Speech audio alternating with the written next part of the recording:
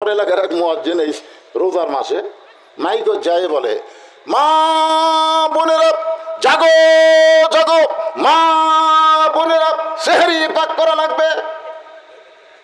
আমি বাড়ির থেকে বার হয়ে মুয়াজ্জিন কবে কোন হাদিসে পাইছো যে জাগো জাগো মা বোনেরা? বাপ ভাই করে ডাকলে তোর কি হয়? এখনই মাইক দেখো, জাগো জাগো বাপ ভাইরা সেহরি পাক করা লাগবে। হুজুর এ কথা বললে আমার আগামীকাল তো মদ জিনিস মায়ের সব থেকে বর্ণিত হাদিস, রমজান মাস আসার সাথে সাথে আমরা কোনোদিন কষ্ট করিনি, আমরা সেহরি তৈরি করিনি। নবী সেহরি তৈরি করে আমাদেরকে ডাক দিয়ে খাওয়াইছে, আমরা খাইছি। আমরা যখন সেহরি নিয়ে বসেছি দেখি পানি নাই, কিছুক্ষণ পরে দেখতেছি আমাদের নবী মাথায় এক কলস পানি নিয়ে ঘরের মধ্যে ঢুকতেছে। আমাদের নবী শুধু বিশ্ব নবী না, আমাদের নবী হলো পৃথিবীর শ্রেষ্ঠ স্বামী। ধরে কেন সুবহানাল্লাহ। আর আমরা একেবারে সেই মরদ হয়ে ঘুম পাড়তেছি। আর কি কষ্ট রে বারে। আপনাকে এলাকার ডাকে মা বোনেরা, মা বোনেরা আল্লাহ কোরআনে বলেছেন, হুন্না লিবাসুল লাকুম ওয়া আনতুম লিবাসুল লাহুন্না। স্বামী হলো বিবির পোশাক, বিবি হলো স্বামীর পোশাক। খালি বউ একলা সেহরি পাক করলে হবে না, একলা ইফতারি তৈরি করলে হবে না। এখানে স্বামীকেও সহযোগিতা না করলে আল্লাহ রোজা কবুল করবি না। কি বুঝলেন? হুন্না লিবাসুল লাকুম ওয়া আনতুম লিবাসুল লাহুন্না আয়াত দিয়ে কি বুঝলেন? বুঝতে পারেন না? ওমর ফারুক বললেন, মা ইসলাম তোমাকে অধিকার দিয়েছে। মেয়েটা বলতেছে, আমিরুল মুমিনিন ইসলাম আমাকে কি অধিকার দিল? ওমর ফারুক বলতেছেন বহু অধিকার, তার মধ্যে 1 নম্বর অধিকার হলো তোমার 18 বছর বয়স। কারণ 6 বছর ঈমান গ্রহণ করছো আর 12 বছর জেলখানায় বন্দি জীবন কাটাইছো। 18 বছরের একজন যৌবনা নারীর জন্য ইসলামের 1 নম্বর অধিকার হলো ভালো একটা ছেলের সাথে বিয়া বসা। সুন্দর ছেলে না, ভালো ভালো একটা ছেলের সাথে বিয়া বসা। কিন্তু তুমি মেয়ে মানুষ, ভালো ছেলে কোথায় পাবা? আমি তোমার অভিভাবকের দায়িত্ব নিয়ে একটা ভালো ছেলের খবর দিচ্ছি। ছেলেটা হলো 30 পারা কোরআনের হাফেজ, ছেলেটার যোগ্যতা হলো 6 লক্ষ হাদিসের হাফেজ, ছেলেটার বয়স হলো 22 বছর, উচ্চতা হলো 6 ফুট 2 ইঞ্চি, গায়ের রং ফর্সা, খুব চাঁদের মতন চেহারা। ছেলেটার নাম হলো আব্দুল্লাহ, বাপের নাম হলো আমি অধম ওমর। আমার ছেলে আব্দুল্লাহর সঙ্গে তোমাকে বিয়ে দিয়ে তোমাকে আমার বৌমা বানায়া আমার বাড়িতেই তোমাকে অধিকার দিবার চাই। মেয়েটা বলতেছে, আমিরুল মুমিনিন আপনি কিন্তু বলেছেন ভালো একটা ছেলের সঙ্গে বিয়ে বসার অধিকার আছে। আপনার ছেলেই কি পৃথিবীর মধ্যে সবচাইতে বেশি ভালো? ওমর ফারুক বলতেছে, আমার চোখে আমার ছেলের চাইতে ভালো কোনো ছেলে নাই। মেয়েটা বলতেছে, আপনি 1 চোখে, আপনি 1 চোখে। আমার কাছে একটা ছেলের খবর আছে, দেখেন তো ছেলেটা কেমন। ওমর ফারুক চুম করছে, কে রে? জেলখানার মধ্যে বড় হলো, এর কাছে ভালো ছেলের খবর কি? মেয়েটা বলতেছে, আমিরুল মুমিনিন ছেলেটার মায়ের নাম হলো ফাতেমা, বাপের নাম হলো হযরত আলী, আর ছেলেটার নাম হইল হোসাইন। এখন আপনি বলেন আপনার আব্দুল্লাহ ভালো না হোসাইন ভালো? ওমর ফারুক কাঁদতেছে, মনে পড়ে গেছে একদিন আসরের নামাজের প্রথম সেজদায় রাসূল 3 বার সুবহান রাব্বিয়াল আলা বলছে প্রথম রাকাতের, কিন্তু দ্বিতীয় সেজদার যায় আর সেজদা তোলে না। 100 বার সুবহান রাব্বিয়াল আলা বলে কিন্তু সেজদা ওঠে না। ওমর ফারুক মনে মনে কে রে, হুজুর কি সেজদার যায় অসুস্থ হলো নাকি? কিন্তু আতিউল্লাহ আতিউর রাসূল মাথা তুলা দেখবারও পারতেছে না। যাই হোক, তারপরে রাসূল সেজদা থেকে মাথা তুললেন। 2 রাকাত 3 রাকাত 4 রাকাত নামাজ যখন শেষ হয়ে গেল, সালাম ফেরানোর পরে ওমর ফারুক নবীর সাথে হাঁটুর সাথে হাঁটু লাগাই বলল, আমিরুল মুমিনিন ইয়া রাসূলুল্লাহ, মনে কোনো কষ্ট নেবেন না, বেয়াদবি নেবেন না, আমি একটা কথা জানতে চাই যে সমস্ত সেজদা ঠিকই আছে, কিন্তু প্রথম রাকাতে দ্বিতীয় সেজদা এত লম্বা কেন? আল্লাহ রাসূল বললেন, আমরা সবাই যখন সেজদা দিয়েছি তখন কুত থেকে তো হোসাইন কোন দিক দিয়ে এসে আমার কান্দর চড়ে বসলো। এখন আমি সেজদার থেকে মাথা তুলবার চাই, কিন্তু সেজদার মালিক আল্লাহ ডাক দেয় বলে, হাবিব যতক্ষণ বসে থাকবি ততক্ষণ আপনি মাথা তুলবেন না। আপনি যেমন ওকে ভালোবাসেন আমি আল্লাহ তার চাইতে বেশি ভালোবাসি।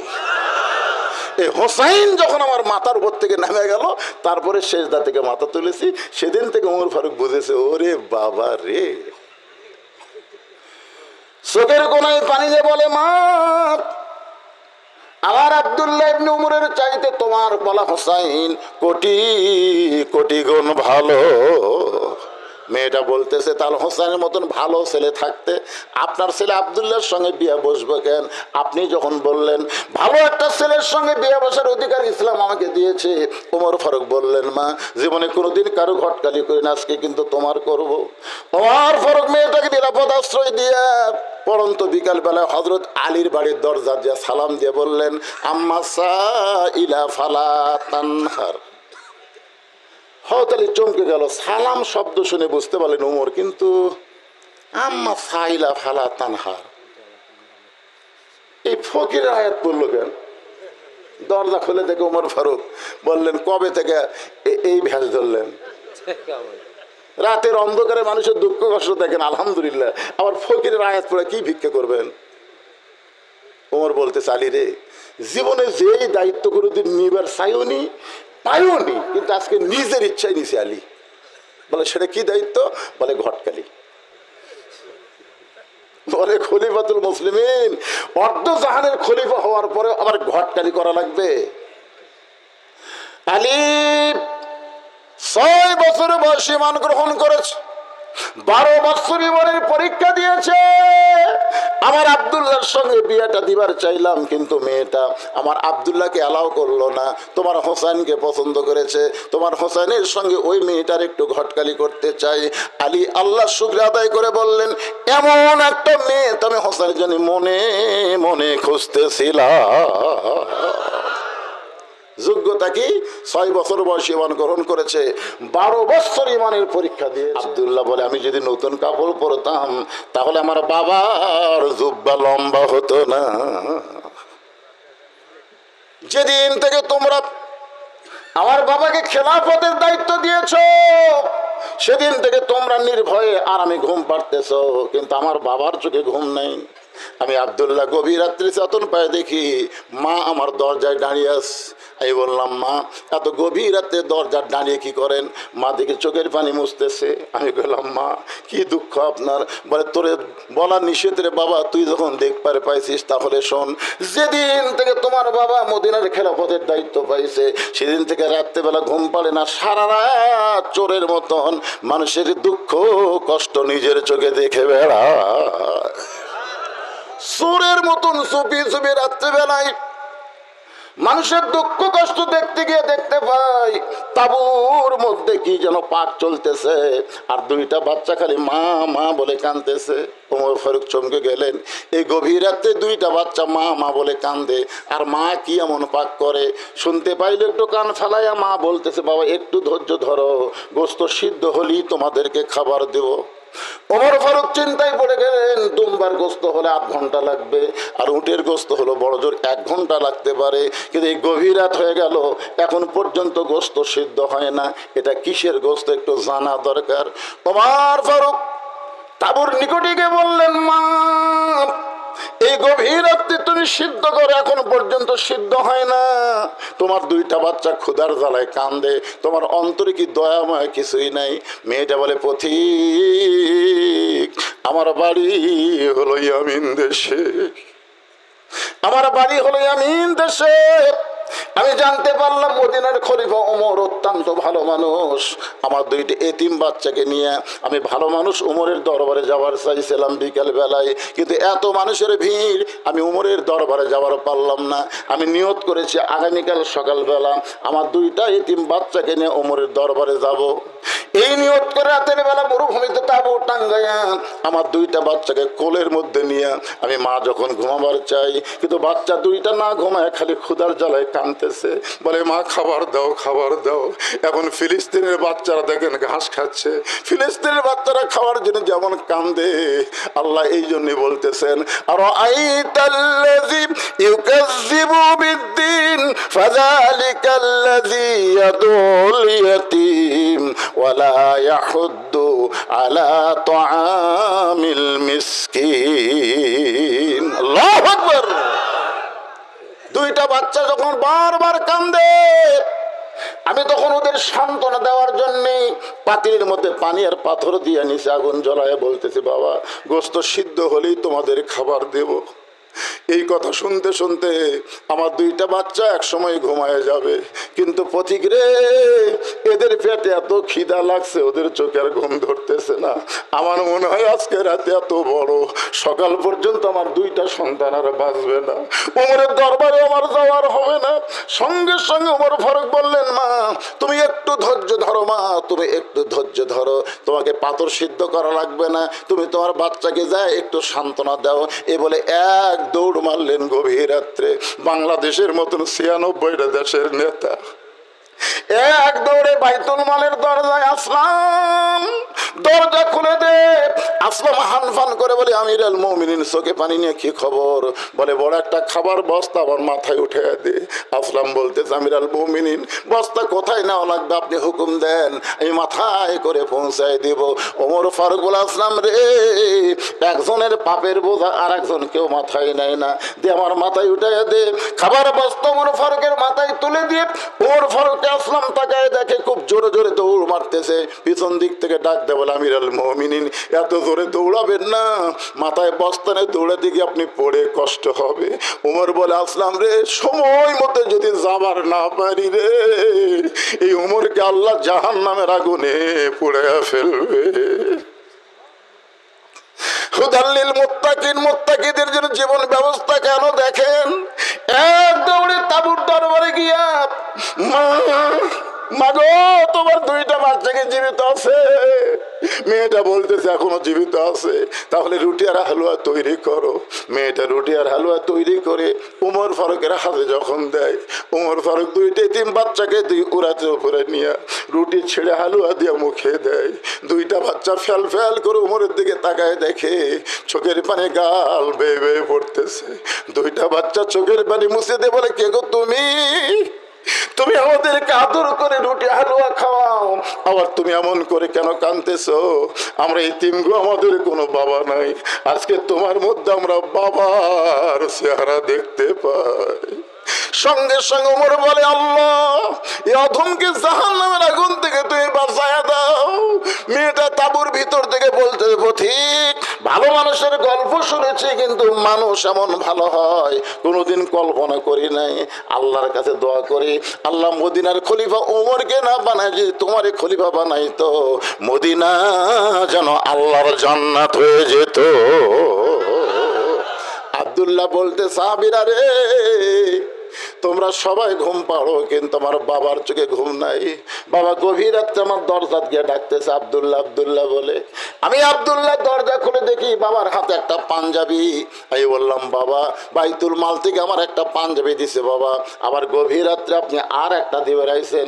ওমর ফারুক বলে, আব্দুল্লাহ, ইন্নাল্লাহা ইয়ামুরুকুম আন তুআদ্দুল আমানাতি ইলা আহলিহা ওয়া ইযা হাকামতুম বাইনান নাস আন তাহকুমু বিল আদল। জোরে কোন সুবহানাল্লাহ।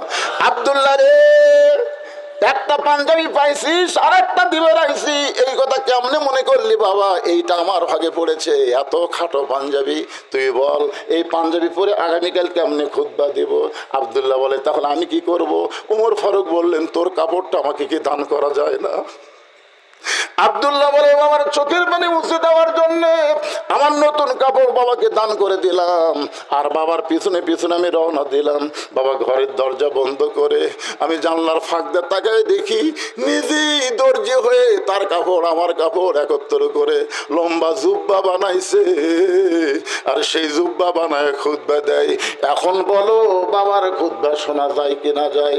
সমস্ত সাহাবীরা চিল্লায় বলে, আল্লাহর কোরআন দিয়ে যখন রাষ্ট্র চলবে, এমন ভালো নেতা মুসলমান দেখতে পাবে। ভালো নেতা যদি আমরা দেখতে চাই, আল্লাহর কোরআনের বিকল্প কোন রাস্তা? আল কোরআনের আলো। এতক্ষণ পরে যা আলো, সবাই একসাথে বলবে। আমি যে বলবো আল কোরআন আলো, আপনারা বলবেন সব জায়গায় যা আলো, সব জায়গা সংসদের কথা বললে একদল আবার লাখ সিটকাই, লাখ সিটকাই আমরা টাইম দেবো না। আমরা বলবো আল কোরআনের আলো সব জায়গা, কোনো জায়গা যেন বাদ না থাকে। আল কোরআনের আলো, কোরআন হাদিস যেখানে, দুনিয়ার মুসলমান লিল্লাহি তাকবীর। ওমর ফারুক বললেন, মা এখন বলো কি দুঃখে তুমি আমাকে খুঁজতেছো, 6 দিন হলো, তোমার দুঃখটা কি? মেয়েটা বলতেছে, আমিরুল মুমিনিন আমার দুঃখটা হলো, একটু মনোযোগ দিয়ে শুনবেন। কি বিরক্ত হচ্ছেন? আমাকে তুলেই দিতে দেরি করে, আমাকে ঘরত বললো যে আপনাকে 10টায় তুলে দেবো, তো 10টায় তুলে দেবে, 12টা পর্যন্ত একটা নামাজ হবে, কিন্তু তুলে দিলে 10:30টায়। এখন বেকায়দা কি করবেন কম? আরে আমার বাড়াতে কোনো সমস্যা নেই, কিন্তু আপনাকে না। মেয়েটা বলতেছে যে আমার জীবনের সবচাইতে বড় দুঃখ হলো, খুব খেয়াল করে শুনবেন, 6 বছর বয়সে আমি ঈমান গ্রহণ করেছি। ঈমানের কলেমা পড়া আর ঈমান গ্রহণ করা এই দুটো কিন্তু এক না। আমাদের এলাকায় যুদ্ধের সময় অনেক হিন্দুরা কলমা পড়ছে। আমার এলাকা পাকিস্তানের পাঞ্জাবি দেখলি লা ইলাহা ইল্লাল্লাহ, লা ইলাহা ইল্লাল্লাহ, লা ইলাহা ইল্লাল্লাহ, তখন পাকিস্তান আর্মি বিলকুল ঠিক হয়, ঠিক হয়, ঠিক হয়। 9 মাস পরে দেশটা যখন স্বাধীন হলো, ওই পড়া কলমলা হিন্দুরা আর কলমার উপর আছে। তবে একজন হিন্দু আমার কাছে সত্যি স্বীকার করছে, আমাকে বলছে, বাবা মুসলমানের কলমার দাম আছে রে। আমি কইলাম, আপনি হিন্দু হয়ে কেমনে বুঝলেন? এই কলমা কয়েই তো গুলি থেকে বাঁচছি পাগলা। যে আর্মি দেখছি লা ইলাহা ইল্লাল্লাহ এমন ঝাঁকি মারছি, আর্মিরা সব চলে গেছে। আমি বললাম, দাদা শুধু কলমা জবানে জারি হওয়ার কারণে যদি আর্মির গুলির থেকে বাঁচতে পারেন, এই কলেমা তাসদিক বিল জেনান খালি কলিজার মধ্যে জায়গা দিয়ে দেন, জাহান্নামের আগুন থেকে আল্লাহ আপনাকে বাঁচাই দিবে। বলাও সারা সঙ্গে সঙ্গে আমাকে বললে যে বিকেলবেলা তুই আমার বাড়িতে আয়। বিকেলবেলা বাড়িতে গেলাম, এখানে আমার কাছে তওবা তাজির পড়া কলমা পড়া মুসলমান হলো। লোকটা শেষে হজও করলো, দুনিয়ার থেকে ইমানের সাথে বিদায় নিল। জোরে কর সুবহানাল্লাহ। এর নাম হলো তাসদিক বিল জানান। খালি মুখে বললে হবে না, কলেমা ধরা লাগবে। একটা দৃষ্টান্ত দেই, বেশি দিন আগেকার কথা না, হাসিনার আমলের কথা বলবো। নাম হলো মীর কাসিম আলী। আল্লাহর বান্দার নাম হলো মীর কাসিম আলী। উকিল এসে বলতেছে, স্যার আজকে রাত 12টায় আপনার ফাঁসি হবে, আজকে রাত 12টায় আপনার ফাঁসি হবে। তো মীর কাসিম আলী মুচকি মুচকি হাসের বলে, এখন কয়টা বাজে? তো বলতেছে, স্যার এখন বাজে রাত 9:30। তখন বলতেছে, আলহামদুলিল্লাহ, তাহলে এখন 2.5 ঘন্টা সময় আছে। 2.5 ঘন্টা সময় যখন আছে, তাহলে উকিল একটা কাম করি, আমি 2 ঘন্টা ঘুম পাড়ি। অযথা বসে থাকি, কি হবি? 2 ঘন্টা ঘুম পাড়ি, 8 ঘন্টা আগে আমাকে ডাক দিও, যদি সে এত না পাই। উকিল কই, মানুষ নাকি রে, ওরই হবি ফাঁসি আর ওই বলে ঘুম পাড়বি। তাও বলতেছে যদি সে এত না পায় তাহলে আমাকে ডাক দিও। উকিল মনে করছে পাগলা হয়ে গেছে, ফাঁসির চিন্তা বার হয়ে যায়, মন খারাপ করে বার হয়ে গেছে। কিন্তু রাত যখন 11:30 বাজছে, মনে হচ্ছে ডাক দিবার করছে, দেখি তো যাই কি অবস্থা। ফাঁসির কন্ডেম ছেলে যায়, ডেকে মীর কাসিম আলী লাখ ডাকে ঘুম পাড়া, মানে বুঝতেছেন? আর মাত্র 8 ঘন্টা সময় বাড়ে, এরই পরে ফাঁসি হবি। আর এই লোকটা লাখ ডেকে ঘুম পাড়তেছে, পাও যে ঝাঁকি মারছে, সেতন বলতেছে, উকিল ভাই সময় হচ্ছে? না স্যার, এখন 8 ঘন্টা আছে। আলহামদুলিল্লাহ। ওযু করছে, 2 রাকাত নামাজ পড়ে কোরআন শরীফের সূরা মুজাম্মিল তেলাওয়াত করে, ফাঁসির কন্ডেম ছিল সবচাইতে ভালো যে পাঞ্জাবি, সে পাঞ্জাবি পরে চিরুনি দিয়ে মাথা হাসড়ায় বলে, উকিল দেখো তো আমারে কেমন লাগতেছে, আমারে কেমন লাগতেছে। উকিল কান্দের বলে, স্যার আপনি কি শ্বশুর বাড়ি যাবেন? আপনার ফাঁসি হবে, আপনার ফাঁসি হবে, আপনার ফাঁসি হবে, আর আপনি বলতেছেন আমারে কেমন লাগতেছে। মীর কাসিম আলী বলে, পাগল, ফাঁসি হবে আমার, আর তুমি কেন কাঁদতেছো? তুমি কি জানো তাসদিক বিল জানান, কলিজার মধ্যে যাদের ঈমান থাকে, তারা যদি কোনো অন্যায় না করে আর তাদেরকে যদি ফাঁসি দেওয়া হয়, আল্লাহ কোরআনে বলেছেন, ওয়ালা তাকুলু লিমান ইউকতালু ফি সাবিলিল্লাহি আমওয়াতুন বাল আহইয়াউ ওয়ালাকিন লা তাশউরুন। আরে পাগলা উকিল, আমি 2 ঘন্টা ঘুমের মধ্যেই আল্লাহ পাক আমাকে জানাইছে ফাঁসির মাধ্যমে 8টা জান্নাতের দরজা আল্লাহ আমার জন্য খুলে দিবে। এর নাম হলো ঈমানকে কলিজার মধ্যে সেট করা। খালি মুখে মুখে মুখে মুখে লা ইলাহা ইল্লাল্লাহ জিকির করে কাম হবে না তো। তাসদিক বিল জানান, এটা কলিজার মধ্যে সেট করতে হবে। আমল বিল আরকান, এই ঈমান অনুযায়ী আবার আমল করা লাগবে। জোরে কোন কথা ঠিক কি না? মেয়েটা বলতেছে আমার জীবনের সবচাইতে বড় দুঃখ হলো 6 বছর বয়সে আমি ঈমান গ্রহণ করছি। আপনাদের কাছে আমার একটা প্রশ্ন, এই যে 2-1 যে ওঠা বসা করতেছে, এই দূরে কে রে? এই দূরে না ছোট বাচ্চারা? এই ছোট বাচ্চা না? আদর করে ওদেরকে কাছে বসান। 7 বছর থেকে তালিম দেওয়া লাগবে, 10 বছর থেকে কোনো তালিম না, ঘাড় ধরে নিয়ে দেওয়া লাগবে। কোন কথা ঠিক কিনা? এটা কোন জায়গা? হ্যাঁ, এই জন্যে আমল বিল আরকান মানে ঈমান গ্রহণ করার পরে যত আমল আছে তার মধ্যে 1 নম্বর আমলের নাম কি? কথা কয় না। আমার এলাকার অনেক ছেলেরা রোজা আছে। হুজুর রোজা থাকতে এবার খুব ভালো মতো রোজা হয়ে গেল হুজুর। আমি বলি নামাজ, এই নামাজটাই হয় না হুজুর, কিন্তু রোজা হয়। চিন্তা করে দেখেন আপনি, যে কোনো ব্যক্তি যদি সারা জীবন একটা রোজাও না করে তাকে বেঈমান বলা যাবে না। কোনো ব্যক্তি যদি হজ না করে তাকে বেঈমান বলা যাবে না।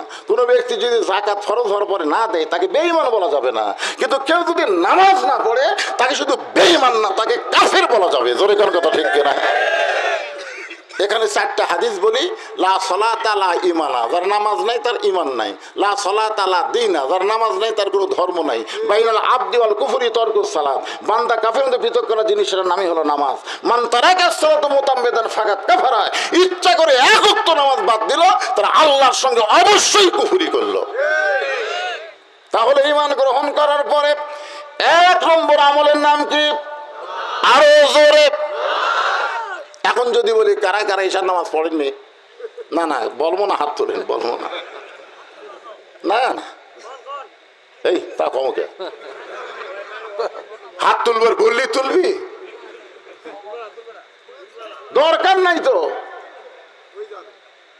আজকে যারা মাগরিবের সব পড়েন নাই, বিশ্বাস করেন আপনি যদি ফজর আগে মরে যান, দুনিয়ার সমস্ত মানুষ যদি আপনার জানাজায় হাজির হয়ে দোয়া করে, এরপরেও আপনি জান্নাতে যাবেন না। লেখালেন আপনি জান্নাতে যাবেন না। আর যদি মাগরিব এশার নামাজ পড়েন, আর যদি ফজর আগে যদি আপনি মারা যান, দুনিয়ার কোনো ব্যক্তি যদি আপনার জানাজা নাও করে, ওই নামাজের কারণে আল্লাহ আপনাকে জান্নাত দিয়ে দিবে। জোরে করে কথা ঠিক কিনা? পুরুষ মানুষের জন্য ঈমান গ্রহণ করার পরে 1 নম্বর আমলের নাম হলো নামাজ। আর নারীদের জন্য 1 নম্বর নেক আমল হচ্ছে পর্দা। আমার মায়েরা যারা পর্দার অন্তরে বসে আছেন, আপনাদের কিন্তু 1 নম্বরে নেক আমলের নাম হলো পর্দা। ওমর ফারুক বললেন, মা এখন বলো ঈমান গ্রহণ করার কারণে তোমার কেন দুঃখ হয়েছে? মেয়েটা বলতেছে, আমিরুল মুমিনিন, আমার বাড়ি হলো রোম দেশে।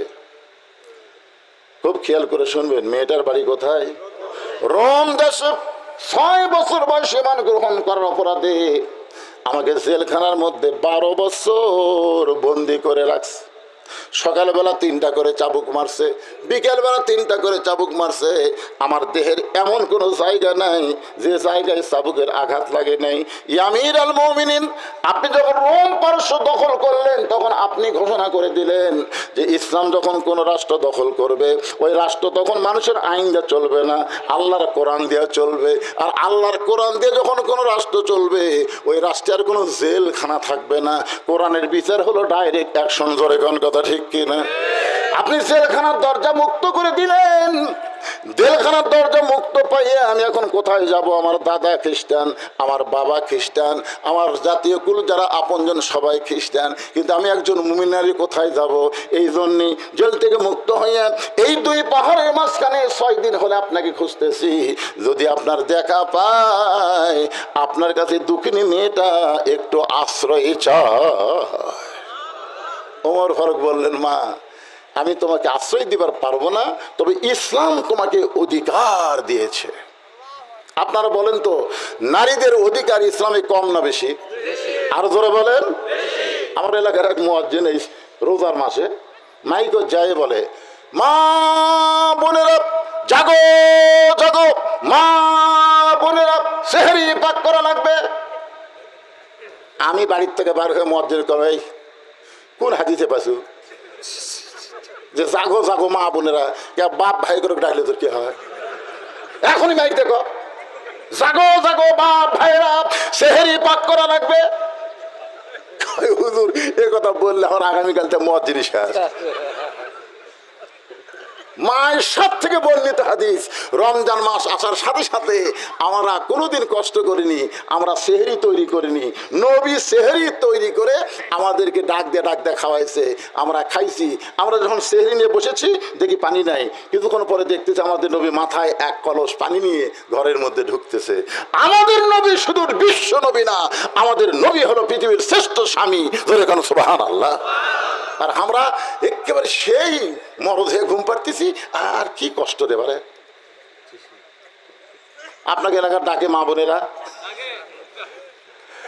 মা বোনেরা, আল্লাহ কোরআনে বলেছেন হুন্না লিবাসুল লাকুম ওয়া আনতুম লিবাসুল লাহুন্না।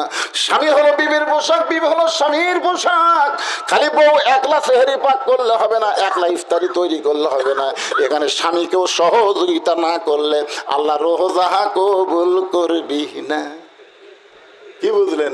হুন্না লিবাসুল লাকুম ওয়া আনতুম লিবাসুল লাহুন্না আয়াত দিয়ে কি বুঝলেন? বুঝতে পারেন না? ওমর ফারুক বললেন, মা ইসলাম তোমাকে অধিকার দিয়েছে। মেয়েটা বলতেছে, আমিরুল মুমিনিন ইসলাম আমাকে কি অধিকার দিল? ওমর ফারুক বলতেছেন বহু অধিকার, তার মধ্যে 1 নম্বর অধিকার হলো তোমার 18 বছর বয়স। কারণ 6 বছর ঈমান গ্রহণ করছো আর 12 বছর জেলখানায় বন্দি জীবন কাটাইছো। 18 বছরের একজন যৌবনা নারীর জন্য ইসলামের 1 নম্বর অধিকার হলো ভালো একটা ছেলের সাথে বিয়ে বসা। সুন্দর ছেলে না, ভালো ভালো একটা ছেলের সাথে বিয়ে বসা। কিন্তু তুমি মেয়ে মানুষ, ভালো ছেলে কোথায় পাবা? আমি তোমার অভিভাবকের দায়িত্ব নিয়ে একটা ভালো ছেলের খবর দিচ্ছি। ছেলেটা হলো 30 পারা কোরআনের হাফেজ, ছেলেটার যোগ্যতা হলো 6 লক্ষ হাদিসের হাফেজ, ছেলেটার বয়স হলো 22 বছর, উচ্চতা হলো 6 ফুট 2 ইঞ্চি, গায়ের রং ফর্সা, খুব চাঁদের মতন চেহারা। ছেলেটার নাম হলো আব্দুল্লাহ, বাপের নাম হলো আমি অধম ওমর। আমার ছেলে আব্দুল্লাহর সঙ্গে তোমাকে বিয়ে দিয়ে তোমাকে আমার বৌমা বানায়া আমার বাড়িতেই তোমাকে অধিকার দিবার চাই। মেয়েটা বলতেছে, আমিরুল মুমিনিন আপনি কিন্তু বলেছেন ভালো একটা ছেলের সঙ্গে বিয়ে বসার অধিকার আছে। আপনার ছেলেই কি পৃথিবীর মধ্যে সবচাইতে বেশি ভালো? ওমর ফারুক বলতেছে, আমার চোখে আমার ছেলের চাইতে ভালো কোনো ছেলে নাই। মেয়েটা বলতেছে, আপনি 1 চোখে, আপনি 1 চোখে, আমার কাছে একটা ছেলের খবর আছে, দেখেন তো ছেলেটা কেমন। ওমর ফারুক চুম করছে, কে রে? জেলখানার মধ্যে বড় হলো, এর কাছে ভালো ছেলের খবর কি? মেয়েটা বলতেছে, আমিরুল মুমিনিন ছেলেটার মায়ের নাম হলো ফাতেমা, বাপের নাম হলো হযরত আলী, আর ছেলেটার নাম হইল হোসাইন। এখন আপনি বলেন আপনার আব্দুল্লাহ ভালো না হোসাইন ভালো? ওমর ফারুক কাঁদতেছে, মনে পড়ে গেছে একদিন আসরের নামাজের প্রথম সেজদায় রাসূল 3 বার সুবহান রাব্বিয়াল আলা বলছে প্রথম রাকাতে, কিন্তু দ্বিতীয় সেজদার যায় আর সেজদা তোলে না। 100 বার সুবহান রাব্বিয়াল আলা বলে কিন্তু সেজদা ওঠে না। ওমর ফারুক মনে মনে কে রে, হুজুর কি সেজদার যায় অসুস্থ হলো নাকি? কিন্তু আতিউল্লাহ আতিউর রাসূল মাথা তুলা দেখতে পারতেছে না। যাই হোক, তারপরে রাসূল সেজদা থেকে মাথা তুললেন। 2 রাকাত 3 রাকাত 4 রাকাত নামাজ যখন শেষ হয়ে গেল, সালাম ফেরানোর পরে ওমর ফারুক নবীর সাথে হাঁটুর সাথে হাঁটু লাগাই বলল, আমিরুল মুমিনিন ইয়া রাসূলুল্লাহ, মনে কোনো কষ্ট নেবেন না, বেয়াদবি নেবেন না, আমি একটা কথা জানতে চাই যে সমস্ত সেজদা ঠিকই আছে, কিন্তু প্রথম রাকাতে দ্বিতীয় সেজদা এত লম্বা কেন? আল্লাহ রাসূল বললেন, আমরা সবাই যখন সেজদা গেছি তখন কোথ থেকে তো হোসাইন কোন দিক দিয়ে আসে যে আমার কান্দর চড়ে বসলো। এখন আমি সেজদার থেকে মাথা তুলবার চাই, কিন্তু সেজদার মালিক আল্লাহ ডাক দেয় বলে, হাবিব যতক্ষণ বসে থাকবি ততক্ষণ আপনি মাথা তুলবেন না। আপনি যেমন ওকে ভালোবাসেন আমি আল্লাহ তার চাইতে বেশি ভালোবাসি। এই হোসাইন যখন আমার মাথার উপর থেকে নেমে গেল, তারপরে সেজদা থেকে মাথা তুলেছি।